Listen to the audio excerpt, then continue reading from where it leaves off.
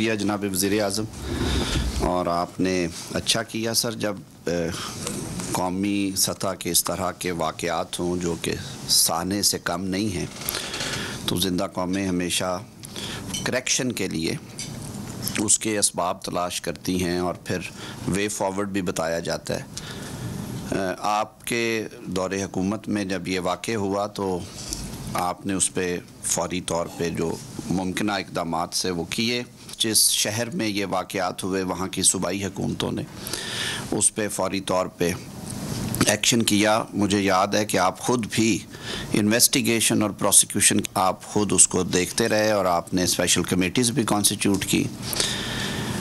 ہماری law enforcement agencies نے اس حوالے سے کافی جاں فشانی سے کام کیا. سر ملکی معیشت کو سہارا دینے کے لیے ہمیں اسٹیبلٹی چاہیے، اور یہ جو دنگا فساد ہے یہ سر جڑ ہے کسی بھی معاشرے کی اساس کو ہلانے کے لیے.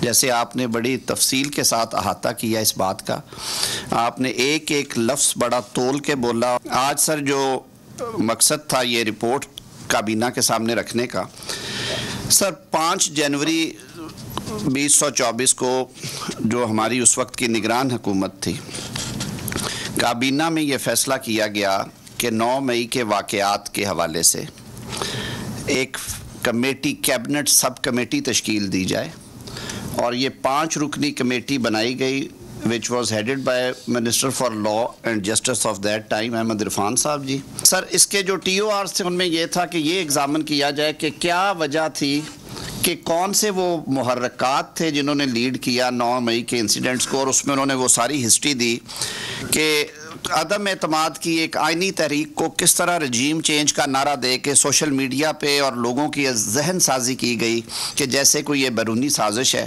اور پھر انہوں نے اس کا بھی احاطہ کیا کہ عدالتی فیصلوں کے ذریعے یہ بات طے اور ثابت ہوئی کہ سازش کا بیانیہ گھڑا گیا تھا. پھر وہ کچھ چیزیں بھی سامنے آ گئی جس میں اس وقت کے وزیر اعظم خود کہہ رہے ہیں کہ یہ سازش والے معاملے کو کھیلو ابھی. تو یہ سارے ایونٹس انہوں نے کور کیے.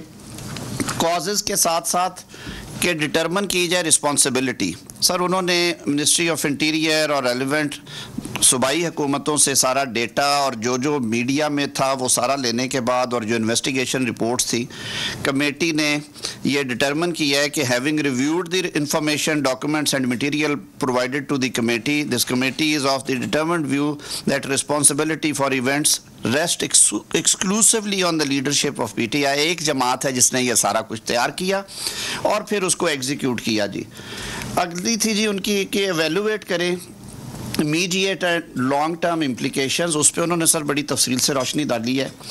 پھر تھا کہ وہ سجیسٹ کریں پریونٹیو میجرز ٹو انشور کہ اس طرح کے جو انسیڈنٹس ہیں نیشنل سیکیورٹی سے متعلقہ وہ نہ ہو. اس میں انہوں نے کچھ ایکشنز ہیں جس میں انہوں نے کہا کہ ہمیں میڈیا کے ذریعے لوگوں کو بتانا چاہیے، ہماری یوتھ کو کس طرح سے ہمیں ایجوکیٹ کرنے کی ضرورت ہے، نیشنل ہارمنی ہے، دنگے فساد کے خلاف ہم نے شعور پیدا کرنا ہے. اور پھر انہوں نے کچھ ریکمنڈیشنز دی ہیں سر جو کہ اس رپورٹ کا حصہ ہیں.